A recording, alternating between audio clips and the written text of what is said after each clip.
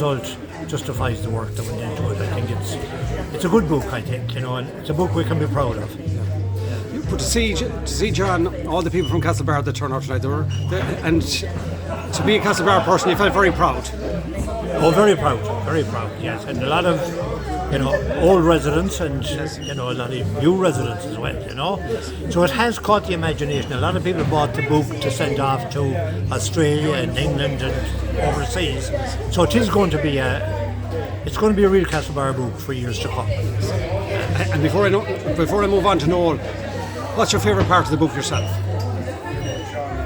I think the bit about the origin of the castle, because that is something which I don't know how many times people have said, where is the castle and how do you find the castle?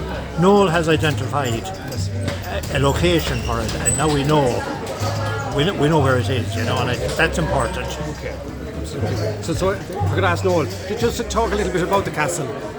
You spoke about it earlier on tonight. It's just an interesting fact that many Castlebar people wouldn't have been aware of. Yeah, and even tonight we had people coming up to myself and John asking about the castle down by the lake, believing that was the actual castle where the town got its name from, which of course isn't the case at all. That was an old Burke castle that was never finished.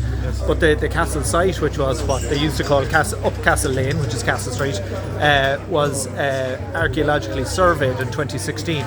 The county council had commissioned a survey, and the team of archaeologists that surveyed it could say that they actually had found the site after doing radar penetration on the ground. They found the circular towers. So we now have an actual archaeological evidence that we had folklore up to now. We had some maps from the 1900s that maybe indicated the site of old castle and stuff, but now we actually have archaeological evidence for the site of the castle, and hopefully now maybe before that site is developed and it's lost in tarmac and whatever the plans the county council have for it, we might be able to dig some trenches in it.